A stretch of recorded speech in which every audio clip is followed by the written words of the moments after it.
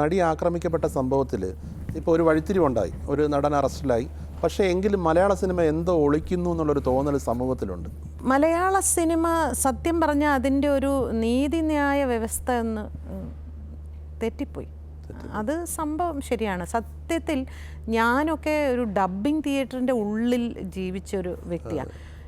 ഇപ്പോൾ മൊത്തത്തിലുള്ള ഇതിൻ്റെ ഉള്ളിൽ ഇത്രയൊക്കെ കഥകളുണ്ടെന്ന് കേൾക്കുമ്പോൾ ഞെട്ടിപ്പോവുകയാണ്. ദൈവമേ, ഇത്ര അങ്ങോട്ട് സിനിമ ചീത്തയായി പോയോ എന്ന് ഒരു ഭയം തോന്നുന്നുണ്ട്. സത്യം. ഇപ്പം ദിലീപിനെ ഈ കേസിൽ പോലീസ് അറസ്റ്റ് ചെയ്തു. പക്ഷേ കോടതി എന്താണ് ശിക്ഷ വിധിക്കാനിരിക്കുന്നേ ഉള്ളൂ. ചിലപ്പോൾ നിരപരാധിയാകാം, അല്ലായിരിക്കാം. പക്ഷേ ഈ ഒരു പ്രശ്നം ഇത്രയും ഒരു നടി ക്രൂരമായി പീഡിപ്പിക്കപ്പെട്ടിട്ടും ദിലീപിനെ ന്യായീകരിക്കാൻ കുറേ ആൾക്കാരുണ്ടായി. ഇപ്പം സലീം കുമാറിനെ പോലെ ദേശീയ അവാർഡ് നേടിയ ഒരു നടൻ ഒരു വളരെ മോശം പരാമർശം നടത്തിയപ്പോൾ ഭാഗ്യലക്ഷ്മി മാത്രമാണ് അതിൽ ശക്തമായിട്ട് പ്രതികരിച്ചുകൊണ്ട് ആദ്യം രംഗത്ത് വന്നത്. അതുപോലെ തന്നെ ലാൽ ജോസിനെ പോലെ ഒരു സംവിധായകൻ പോസ്റ്റ് ഇട്ട്, എനിക്ക് ഇദ്ദേഹത്തെ 26 വർഷമായിട്ട് അറിയാം.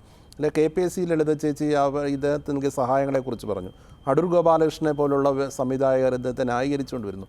ഇത് എന്താണിത്? ശരിയാണോ ഇതൊക്കെ? നമ്മൾ പൊതുവെ എന്തുകൊണ്ടെന്ന് വെച്ചാൽ നമ്മളെ സിനിമയിൽ ആരും തന്നെ ഇപ്പോൾ സമൂഹത്തിൽ ഈ പ്രത്യേകിച്ച് ഈ ഇടക്കാലത്തായിട്ട് ഈ സ്ത്രീകൾ അനുഭവിക്കുന്നൊരു അരക്ഷിതാവസ്ഥയുണ്ടല്ലോ, ഇത് നിരന്തരം കാണുന്നൊരു വ്യക്തിയാണ് ഇപ്പോൾ കുറച്ച് കാലങ്ങളായിട്ട് ഞാൻ. അപ്പോൾ ഈ സിനിമയിലുള്ളവർ സമൂഹത്തിൽ എന്ത് നടന്നാലും ഒന്നും മിണ്ടൂല. ഇപ്പോൾ ഇവിടെ എത്രയോ കേസുകൾ നടന്നു അല്ലേ? ജിഷയുടെ കേസിലോ അല്ലെങ്കിൽ സൗമ്യയുടെ കേസിലോ അല്ലെങ്കിൽ നിർഭയ, അങ്ങനെയുള്ള എത്രയോ കേസ്, സൂര്യനെല്ലി, എത്രയോ കേസ്. ഒന്നിൽ പോലും ഒരു സിനിമയിൽ നിന്നുള്ള ഒരാൾ പോലും ഒരു അഭിപ്രായം പറഞ്ഞിട്ടില്ല. സ്ത്രീകളുടെ സുരക്ഷിതത്വത്തിന് വേണ്ടി എന്ത് ചെയ്യണം എന്നതിനെക്കുറിച്ച് സിനിമാ ലോകം ചിന്തിച്ചിട്ടേയില്ല ഒരിക്കലും.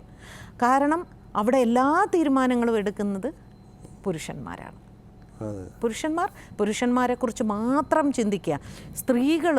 സ്ത്രീകളുടെ അരക്ഷിതാവസ്ഥയെക്കുറിച്ച് ആലോചിക്കുന്ന പോലുമില്ല. അവരെല്ലാം അവരവരുടെ നിലനിൽപ്പിനെക്കുറിച്ച് മാത്രമേ ചിന്തിക്കൂ. തൊഴിൽപരമായ നിലനിൽപ്പ് ഇല്ലാതെയാവും എന്നൊരു ഭയം. അതാണ് സ്ത്രീകളുടെ ഒരവസ്ഥ. ഞാൻ പറയുന്നത് നമ്മളുടെ വീട്ടിൻ്റെ ഉള്ളിൽ നമ്മളുടെ ഒരു സിനിമ എന്ന് പറയുന്നത് നമ്മുടെ വീടാണ്, നമ്മുടെ കുടുംബമാണ്.